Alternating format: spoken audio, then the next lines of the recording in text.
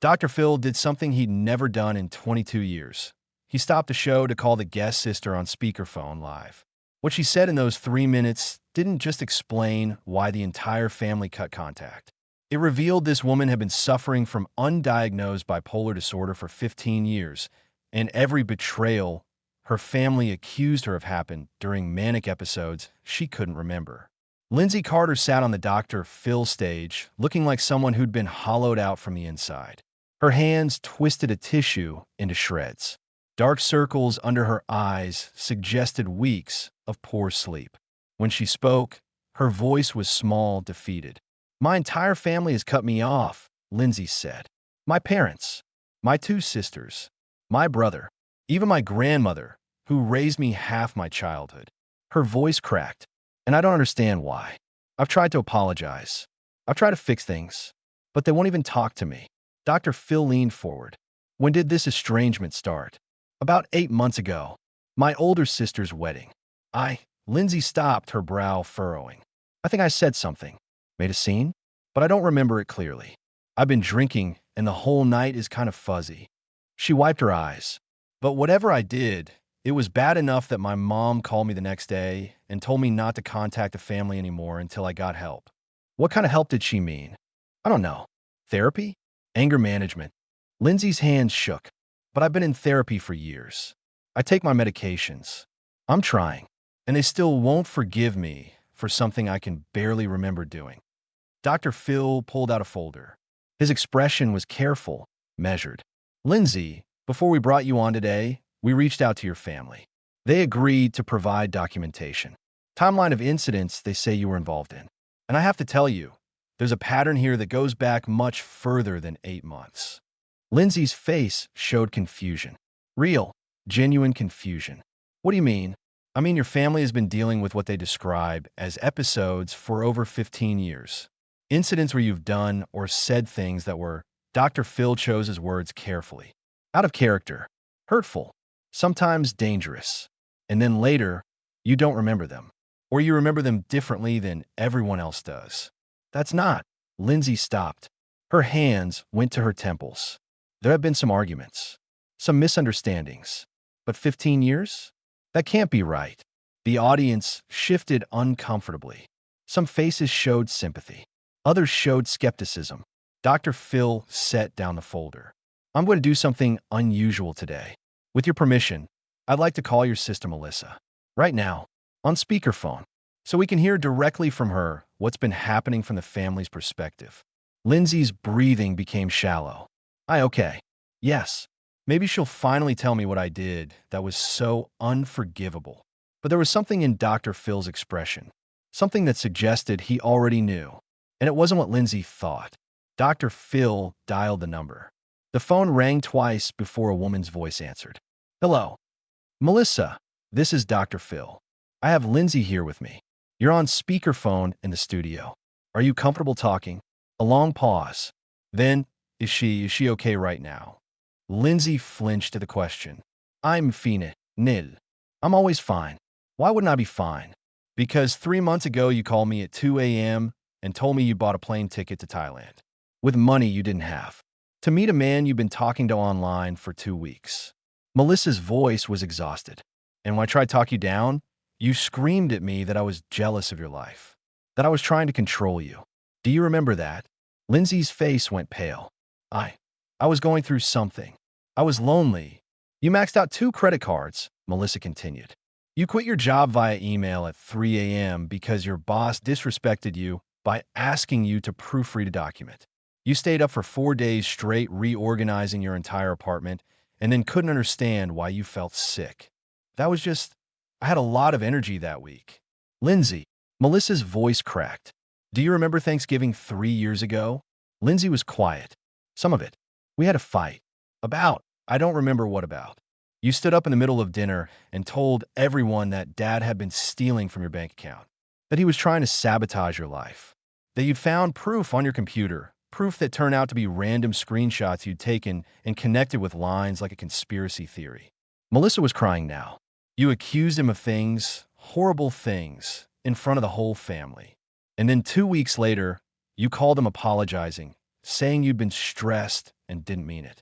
But you said it like it was no big deal, like you hadn't just destroyed him. Lindsay's hands were shaking. I was stressed. Work was. You'd been fired from your job 2 months before that for screaming at a customer. You don't remember that either, do you? I remember. I remember quitting. I quit because you were escorted out by security. Lindsay. Melissa's voice was gentle now, but firm. Mom had to drive 3 hours to come get you because you'd stopped taking calls from anyone else. You'd convinced yourself everyone was conspiring against you. Dr. Phil held up his hand. Melissa, I want to ask you something specific. In all these incidents, the wedding, Thanksgiving, the 2 a.m. calls, does Lindsay seem like herself?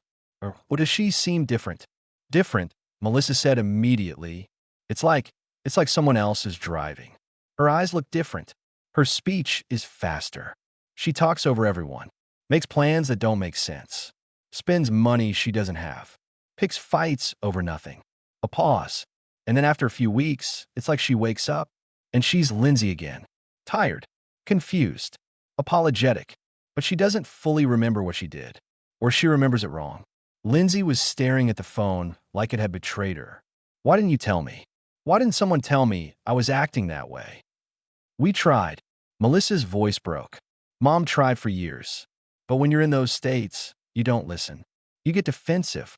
You cut us off. And then when you come back down, you're so fragile we're afraid to push too hard and trigger another episode. Another. Lindsay stopped. The word episode hung in the air. Dr. Phil looked at Lindsay with something like compassion. Melissa, thank you. I'm going to let you go now, but I want you to stay available. Lindsay and I need to talk. Is she going to be okay? Melissa asked. I think, Dr. Phil said slowly, she's going to understand a lot more in the next few minutes than she has in the last 15 years. After the call ended, the studio was quiet. Lindsay sat with her head in her hands, breathing hard. I don't understand, she whispered. I don't. How can I not remember these things? How can I remember them so differently? Dr. Phil pulled out another document. Lindsay, I need to ask you some questions, and I need you to answer honestly, even if you don't see the relevance. She nodded. Do you have periods where you sleep very little but don't feel tired? Sometimes, while I'm working on a project, or when I'm excited about something. Her brow furrowed. Is that not normal? Do you have periods where you feel like you can accomplish anything? Where ideas come so fast you can barely write them down? Lindsay's hands twisted together. Yes, sometimes I feel alive. Like everything is possible. Like I can see connections other people miss. And during those times, do you spend more money than usual? Make big decisions quickly? Feel more social, more confident? Ah, yes. But isn't that just being happy? Dr. Phil set down the paper. And then what happens? After those periods? Lindsay's voice went small. I crash. I get so tired I can barely get out of bed. Everything feels impossible. I feel like I've failed at everything. Like I'm a burden to everyone. She looked up. But that's just depression. I've been treated for depression for years. Have you ever been evaluated for bipolar disorder? The words hit Lindsay like a physical blow. Her face went white. No, that's not. Bipolar is when people are violent. When they hallucinate. I'm not. Bipolar disorder has a spectrum, Dr. Phil said gently. And what your sister just described, the elevated mood, the rapid speech, the poor decisions followed by periods of deep depression and memory gaps, those are textbook signs of bipolar disorder.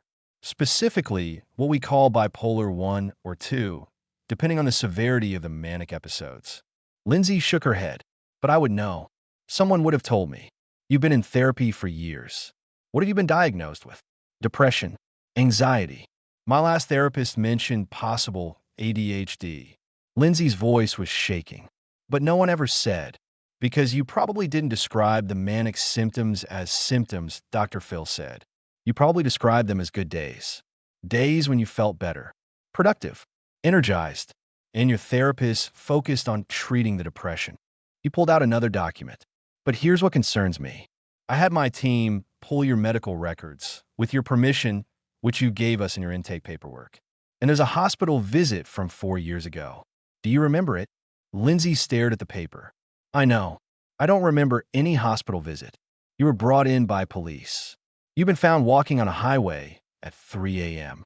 When they asked you where you were going, you told them you were following the signs. Dr. Phil's voice was careful. You were evaluated in the ER.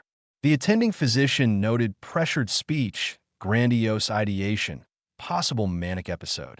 They recommended psychiatric follow-up. Did you ever get that follow-up? Lindsay's breathing had gone shallow. I don't remember any of this. That's because you were discharged before you came down from the episode.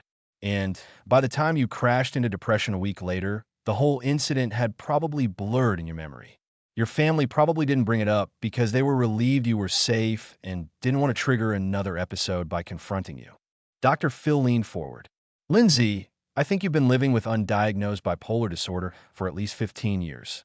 And every betrayal your family is holding against you, every wedding scene, every Thanksgiving outburst, every 2 a.m. credit card spree happened when you were in a manic state. A state where your brain chemistry was literally preventing you from making rational decisions or forming proper memories. How many people are living with undiagnosed mental illness? How many families are blaming their loved ones for behavior they can't control? Keep watching, because what happens when Lindsay finally understands what's been happening to her will break your heart and give you hope at the same time. Lindsay's face had gone through several expressions in the last 60 seconds. Denial, confusion, and now, something like horrified understanding. The Thailand trip, she whispered. I remember planning it. I remember being so excited. But I also remember she stopped. I remember my credit card getting declined at the airport. And I was so confused because I thought I had money.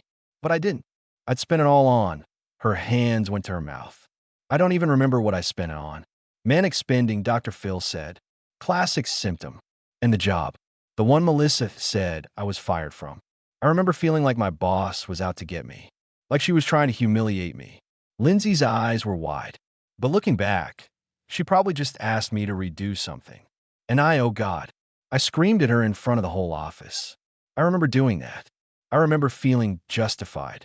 But now you're seeing it through the lens of understanding that your brain was in a state that made you perceive threats that weren't there. Lindsay stood up, sat back down, stood up again.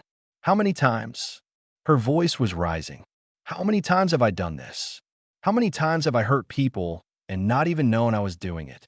Your family documented at least 12 major incidents over 15 years, Dr. Phil said. But there were probably more minor ones they didn't note. 12. Lindsay's legs gave out.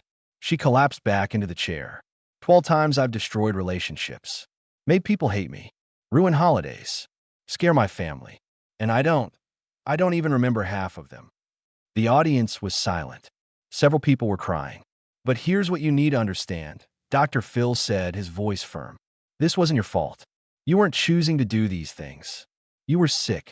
Your brain chemistry was malfunctioning in ways that made you incapable of controlling your behavior or accurately remembering it afterward.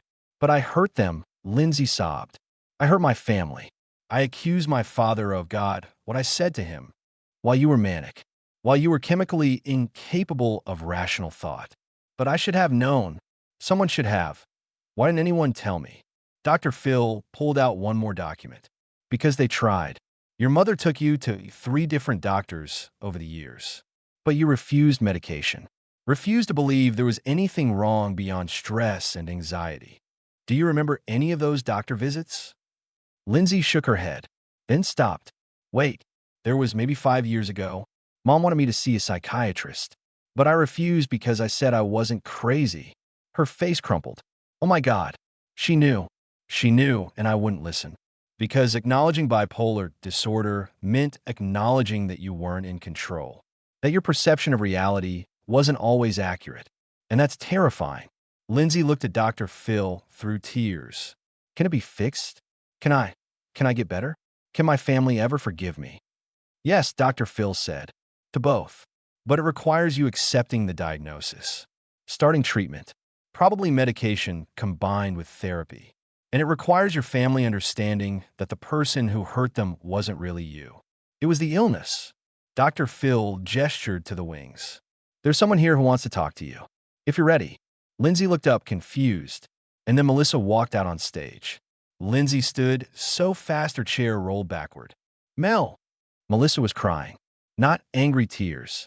Exhausted, relieved tears. I heard everything. I've been listening backstage. I'm so sorry, Lindsay said. For all of it. Stop. Melissa walked forward. You don't need to apologize for being sick. You need to apologize for refusing to get help when we begged you to. Lindsay's face crumpled. I know. I didn't understand. I thought you were all overreacting, that you were being too sensitive. But now she couldn't finish. Melissa looked at Dr. Phil. If she gets treatment, real treatment, can we trust her? Can we let her back in without worrying that we'll wake up to a 3 a.m. call where she's accusing us of conspiring against her? With proper treatment, yes, Dr. Phil said. Bipolar disorder is highly treatable. Medication, therapy, lifestyle changes. Most people with bipolar disorder live completely functional lives. But it requires commitment. And it requires Lindsay accepting that this is a lifelong condition that needs ongoing management. Melissa turned to her sister. I miss you. The real you. The you that shows up between episodes. The one who remembers my birthday. Who makes me laugh. Who was my best friend before all of this. Her voice broke. But I can't keep doing this. None of us can. We can't keep walking on eggshells, wondering when the next episode will hit. When you'll explode. When you'll disappear for weeks. I'll do it, Lindsay said. Whatever it takes. I'll see doctors. I'll take medication. She stopped. Can I ask you something? The wedding. What did I do? I need to know. Melissa's face tightened. You cornered our cousin's teenage daughter and told her that her father was having an affair. With specific evidence you discovered. Evidence that was complete fiction. You made that 16-year-old girl cry through the entire reception, thinking her family was falling apart. And when Mom tried to pull you aside, you accused her of always taking everyone else's side. Lindsay sat back down. I don't remember any of that. I know, Melissa said softly. That's the problem. You never do. Dr. Phil sat alone on stage. No guests. Just him and a photo on the screen behind him. 6 months ago, Lindsay Carter came on this show thinking her family had abandoned her for no reason, Dr. Phil said. What she discovered was that she'd been living with undiagnosed bipolar disorder for over 15 years. And every relationship she destroyed, every bridge she'd burned, had happened during manic episodes she couldn't control and couldn't remember. He held up a letter. This is from Lindsay. She asked me to read part of it. Dr. Phil, getting diagnosed was the hardest and best thing that ever happened to me. For the first time in my adult life, I understand why I felt like I was living in a fog. Why I'd have these periods of incredible energy followed by crashes so bad I couldn't get out of bed. Why my family looked at me with fear sometimes instead of love. I'm on medication now. Mood stabilizers and therapy twice a week. And it's not perfect. I still have fluctuations. But they're manageable. I can feel them coming now. I can tell my family I'm starting to go up or I'm sliding down, and they know what that means. They can help me. Dr. Phil set down the letter. Lindsay has been episode-free for 4 months. Her family is slowly letting her back in. She attended her niece's birthday party last month. Thanksgiving is coming up, and her mother has invited her. With conditions, she has to be stable. She has to be compliant with her medication. And she has to be honest if she's starting to feel manic. He pulled up another photo. This is Lindsay and Melissa last week. Having coffee, laughing, being sisters again. But here's what Lindsay wants people to know. If you have a family member who seems to have episodes of erratic behavior followed by depression and memory gaps, get them evaluated for bipolar disorder. Not just depression, not just anxiety, the full spectrum of mood disorders. Because Lindsay lost 15 years. She lost relationships, jobs, her family's trust. All because no one, including her, understood that her brain chemistry was malfunctioning in ways that made her literally incapable of controlling her behavior during those episodes. Dr. Phil stood, walked to the edge of the stage. I want to talk about something we don't discuss enough. The difference between someone choosing to be cruel and someone being sick. Because for 15 years, Lindsay's family thought she was choosing to hurt them, choosing to be dramatic, choosing to be difficult. And Lindsay thought her family was choosing to be unforgiving, choosing to hold grudges, choosing to abandon her. But the truth was, nobody was choosing anything. They were all trapped in a cycle created by an undiagnosed illness that made everyone suffer. He looked at the camera. Mental illness doesn't excuse bad behavior, but it does explain it. And when we can explain behavior, we can treat it. We can manage it. We can rebuild. Lindsay's family is rebuilding. Slowly, carefully, with boundaries and medication and honest communication. But they're doing it because once they understood it wasn't Lindsay hurting them, it was the illness, forgiveness became possible. But here's what haunts me. How many Lindsays are out there right now? How many people are being labeled as difficult or dramatic or toxic when what they actually are is sick? How many families are falling apart because no one recognizes the symptoms of bipolar disorder or schizophrenia or any number of other conditions that can make people behave in ways that seem intentional but aren't? Dr. Phil paused. The answer is too many. Way too many. Here's what I want you to ask yourself.